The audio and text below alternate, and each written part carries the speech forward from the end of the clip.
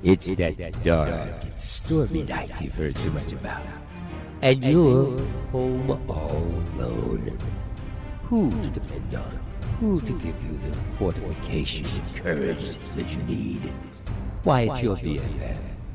Your best friend forever. And tonight, we're going to examine the idea of friendship. Especially the type of friends you need to stick by you if you're home alone.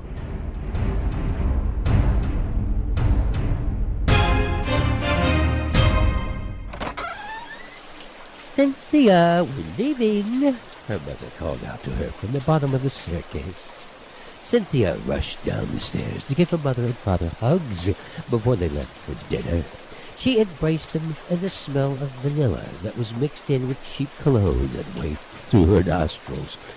"Don't answer the door to anyone," her dad pulled away from his daughter's hug, giving her strict rules. "Oh, I know, Cynthia puffed.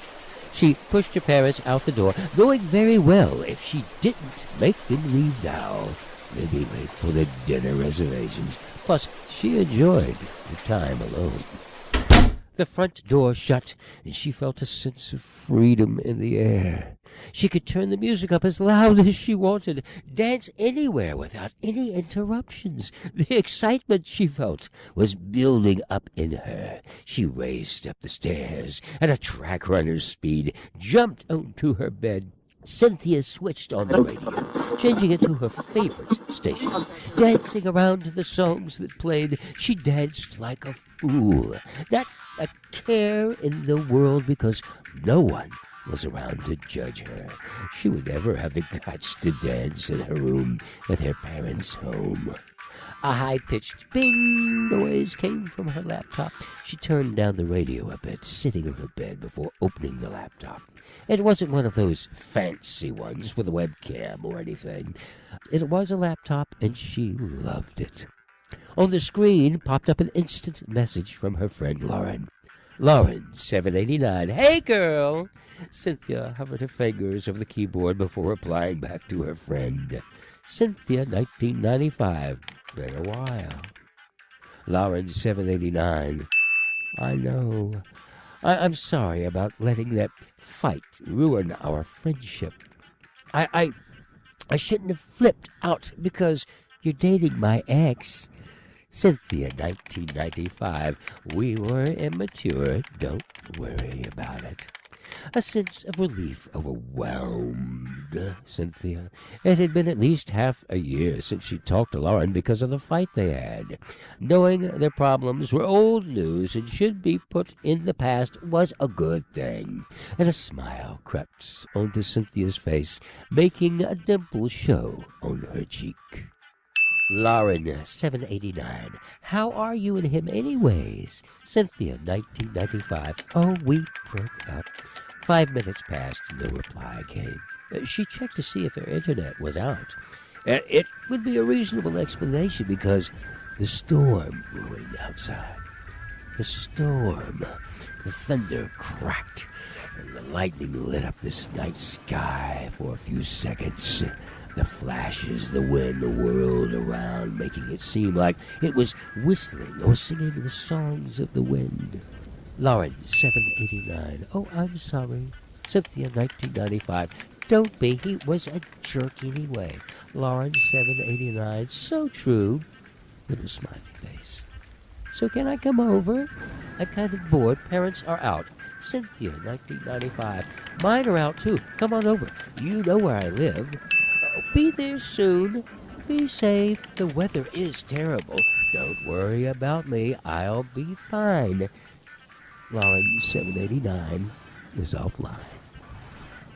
Cynthia hopped off her bed and turned the music up some more. She pranced all the way downstairs and grabbed some snacks and beverages to take upstairs. She let out a sigh as she dropped the items on her bed. It was a happy sigh. Everything was going perfect for her. Things are getting back to what they were with her old best friend. Took half a year, but they finally realized their stupid actions and made up. A knock erupted through the whole house, overpowering her music. It made Cynthia jump a little. She peered out her window, but couldn't see if someone was by the front door because of that tree that blocks her way of seeing. On her way down the stairs, she realized a weird feeling in her gut. The person on the other side of that door, it wasn't Lauren. She knew that for sure. She could sense the feeling of danger. Slowly she approached the door. There was no peephole or window near the front door, so it wasn't like she could look out to see who was there. The years of watching horror movies and reading those bad newspaper stories, they finally got to her. It only made her fear the worst. She remembered the many stories about children staying home alone and what happened to them. Reaching the door, she knew she had to man up and answer it. It's just my nerves, Cynthia said under her breath. Her posture wasn't as tense anymore. She shook her nerves before opening the door.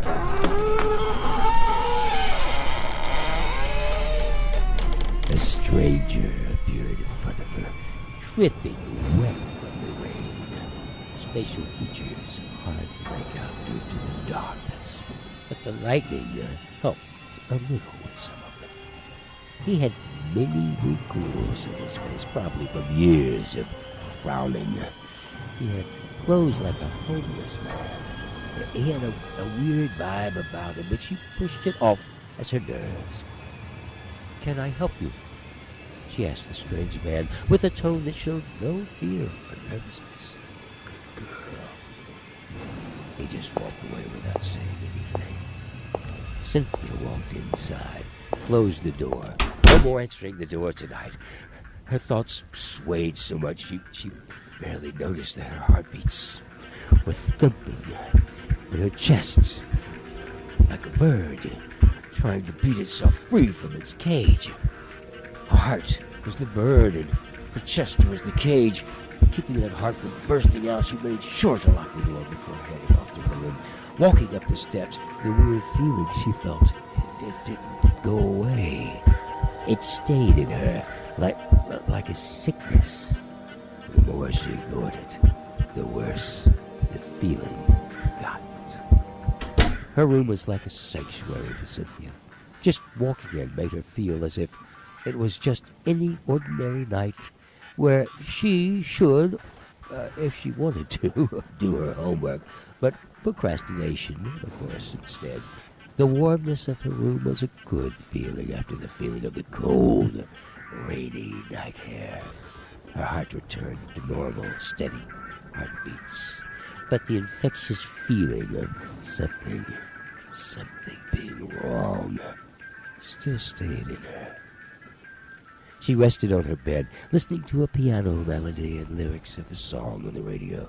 She hummed along until another knock snapped her out of her worry-free state. Cynthia hopped off the bed once again to answer the door. This time, she was confident that it was Lauren. Opening the door and seeing her friend's gleaming smile made her excitement burst through the roof. The bad feelings were gone. They were replaced with happiness of seeing Lauren. They were both speechless for a few moments, speaking only through their smiles and eyes. The pitter-patter of the rain made Cynthia come to her senses. She moved from the doorframe, letting Lauren come in. "Oh, come on in, it's raining outside." Lauren seemed thankful for that. "Wow, this place hasn't changed a bit." Lauren looked around, taking in the familiar surroundings. Cynthia walked up the stairs with Lauren following behind. When they reached Cynthia's room, they both got to get a good look at each other. It was one of those moments when you see someone and just can't express your happiness into words. "It's great to see you," Cynthia murmured. She pulled Lauren in for a hug, wrapping her arms around her friend's tiny waist. "It's great to see you too," Lauren murmured. into Cynthia's hair as they hugged. They pulled apart eventually, plopped onto the bed, just like old times. And for the next 10 minutes they spent their time reminiscing on old memories, laughing until they cried, and talking about what's been happening in each other's lives recently.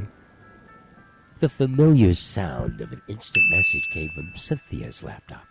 "What's that?" Lauren asked, turning her head to Cynthia. It's the sound for when I get an instant message," Cynthia groaned. She sat up to check who it was from. "Unknown. It was nice seeing you tonight." "Ooh, who's the lucky boy?" Lauren teased her friend, nudging her in the tummy. Cynthia sat motionless on the bed. She didn't lift a finger to type back. She didn't breathe. She didn't acknowledge her friend. What's wrong?" It's him," she muttered. Her hands began to shake. "Who?" Lauren asked, trying to get her friend to talk to her. Something was clearly wrong. A guy. He came here tonight. He didn't say anything. He just showed up and left. Yeah, I hope you understand. He just showed up. And, I'm sure everything will be all right. Look, just don't reply to him. He won't mess with you," Lauren comforted her. She tried to make her friend feel at ease. "Freaks like these only do it because they want a reaction. Don't give him one." But how does this guy know where I live? And why is he instant messaging me?" She felt as if she were about to have an anxiety attack. "Maybe it's just a friend messing with you," Lauren replied. "Probably," Cynthia said in a low voice. "You'll be okay," Lauren said in a calm tone. Thanks." Cynthia gave her friend a real smile. Lauren's phone vibrated. She pulled it out quickly. "Crap," she whispered to herself. I know. I just got here," said, "but my mom just got home. She wants me there now." Lauren's tone was filled with genuine sorrow. "It's okay. Go," Cynthia assured her. Lauren left the house, and now Cynthia was alone again.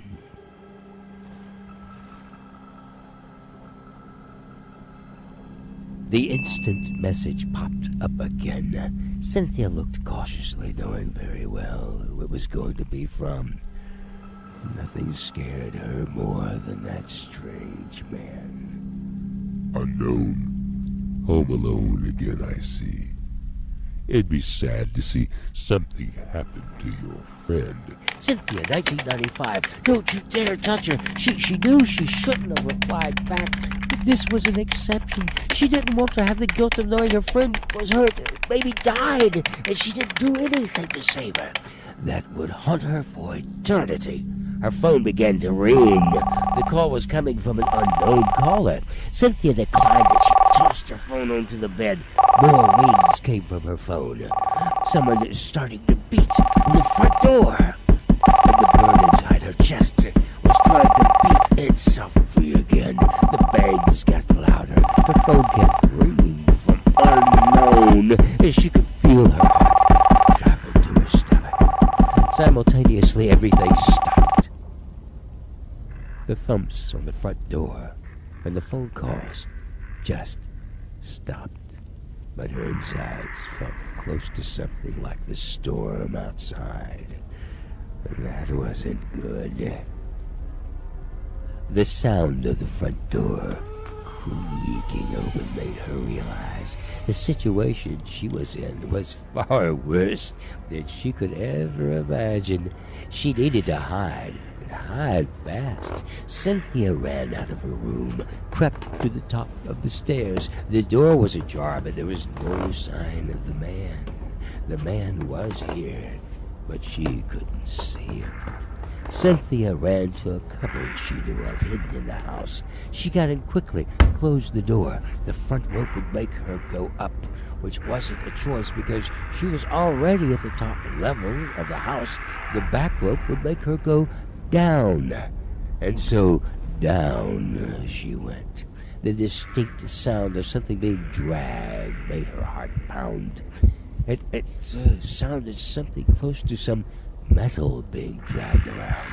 Cynthia held onto the back rope with her trembling hands, continuously pulling until she reached the bottom. She was in the basement, and the noise stopped. Cynthia was left in the cupboard debating whether or not she should open the door. It was like a game. You had to choose the right decision, or else it was game over. In reality, she wouldn't be able to start over again if she made the wrong decision. Stay in the cupboard, possibly get found, or risk it, run out to get to the little window in the basement, find her way to safety. Quietly, she opened the cupboard and let out a breath of air. She was whole again. He wasn't here. She felt relief wash over her like a tide. Gotcha! The raspy voice came out of nowhere, and in seconds the man appeared in front of her. Cynthia tried to shut the cupboard, but she was too late. The man wrapped the chain around her puny neck, tightened it. She fought against the man, kicking him, trying to let out the loudest scream she could muster. The scream turned into gasp for air until she finally passed out, and the man took a machete and brought it down on Cynthia 1995, making sure she wouldn't come back. He kept slicing until her head was decapitated. The blood reached his torn-up shoes. With the metal chain slung over his back, Cynthia's dead body in one hand and her head in the other, he headed out the basement and into the living room. He dropped her carelessly on the ground. The sound of the door creaking open made the man look up to see it was Lauren. Her eyes widened at the sight of Cynthia. Soon enough, that wide-eyed look turned into a look of satisfaction. A menacing smile found its way onto Lauren's face.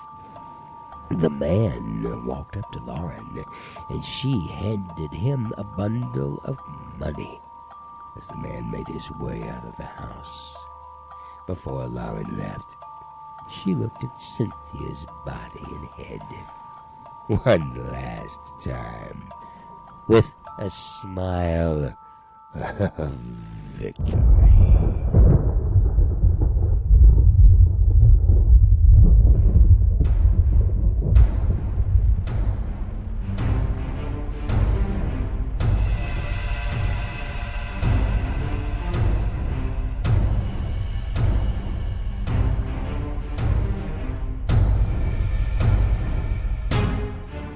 Well, we hope you enjoyed this story, and hope that you could join us again sometime, perhaps when you've nothing to do, you're home alone.